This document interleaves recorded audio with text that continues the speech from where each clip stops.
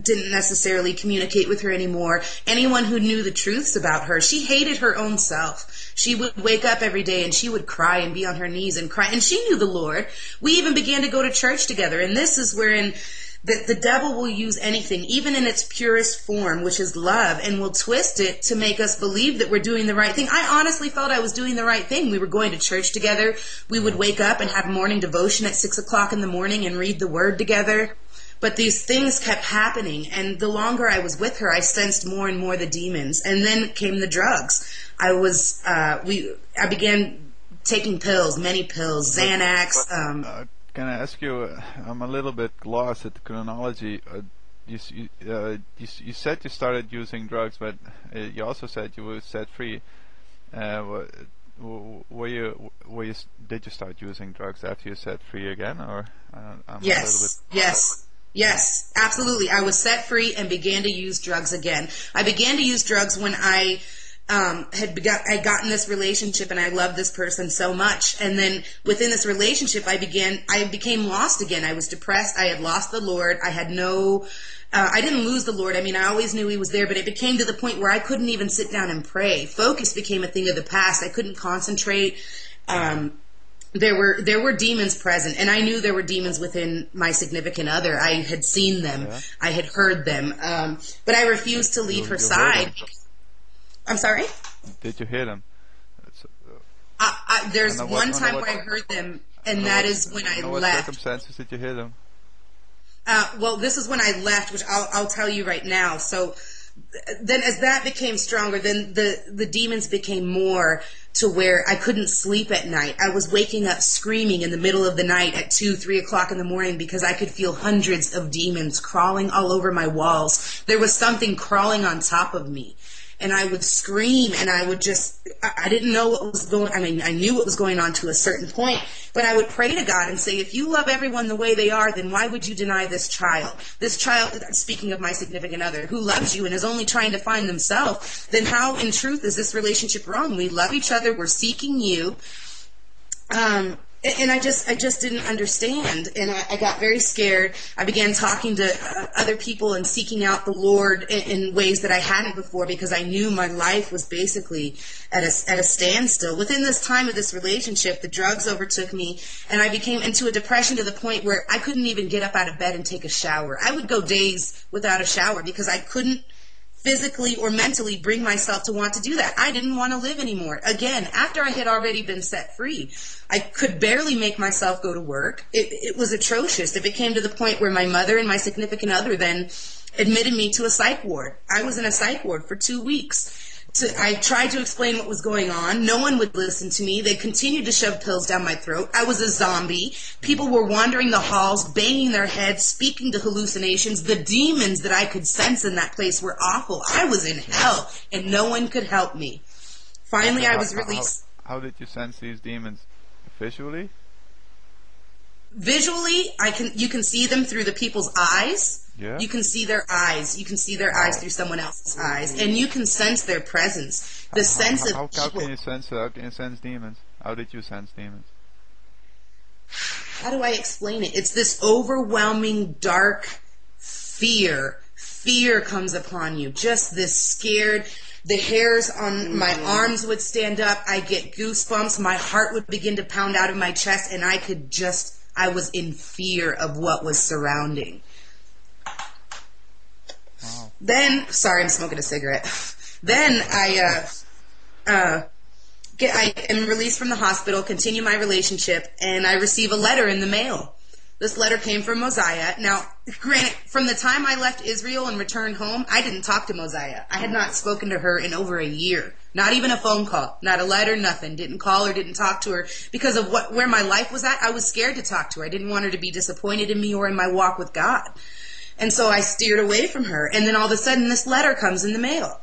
And I read the letter, and the basis of what the letter is talking about is homosexuality and how people who are involved in that feel and things of that nature, and just bringing it back to God and what God's law is, what His law is, and the laws that we have to abide by on this earth. It was a condemnation of homosexuality.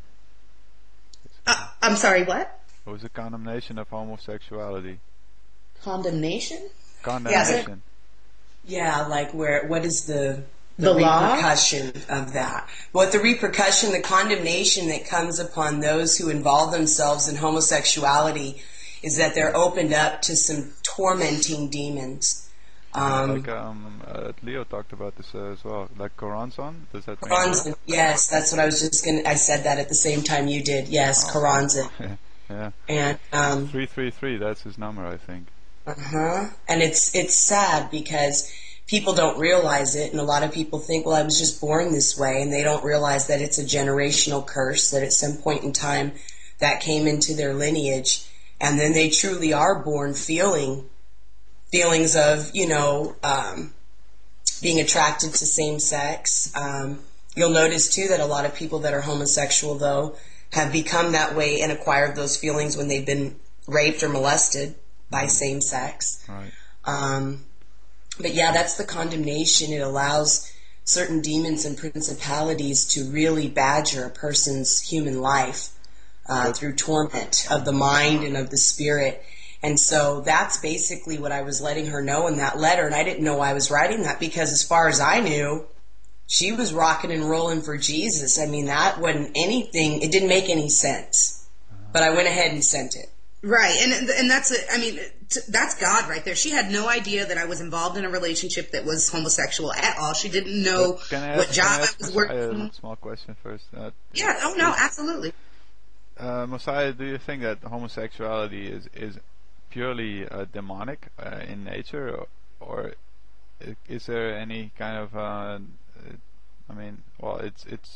It's something that is not approved by God, from what I understand. But is it purely demonic? Yeah.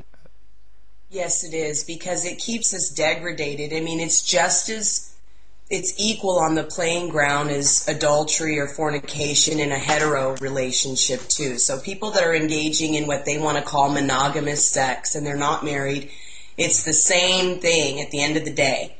And you still have demonic entities that can mess with you, not necessarily Koranzon, because that comes through sodomy, but still. Now, if there's a hetero intimate intercourse and it's done also through sodomy, then that spirit has rule and reign to do some things to torment those people as well. But with that, yes, it is, because when you go back to really studying the origins of sexual magic, which is what it's most widely known for, but really it's just intercourse between a husband and a wife. When it's practiced properly, then you have things that are completely different. With male and male or male and female, even though it's recognized in Massachusetts, in another state, it's still not recognized in the higher realms because there's no life that can be produced. And when you get into talking about the Enseminis and things like that, you understand more clearly why there are all these different things to hinder us from really entering back into the garden and finding out who we are, awakening from this sleep. This conscious, we're like asleep and we don't realize it as a human race. And so even like with Christina's situation and the person she was in a relationship with, that person's felt like she should have been a boy from a very long time ago, at a very young age. And Satan uses this to keep us in this stagnant way of living spiritually so that we really can't ascend to the truth. And so it's unfortunate, but yeah, it's definitely demonic oriented. It's demonic originated. I mean, all of it. Wow. Absolutely. Wow. All right. Dina, go ahead. Bless its heart. Anyway. So, basically this relationship continued, and I had literally, and now I understand the meaning of an inner vow. I had made a vow to my significant other, and I literally said these words. I said, I will never leave you. I will follow you to hell and back if need be. I will never leave you, because I refused to abandon her the way everyone else had. And by saying that, you actually speak things into existence. And when you make inner vows, it's putting a seal on your soul, I guess is the best way to describe it. And I went to hell with her and back. We lived in hell. Chaos was our life. it took over everything. We couldn't even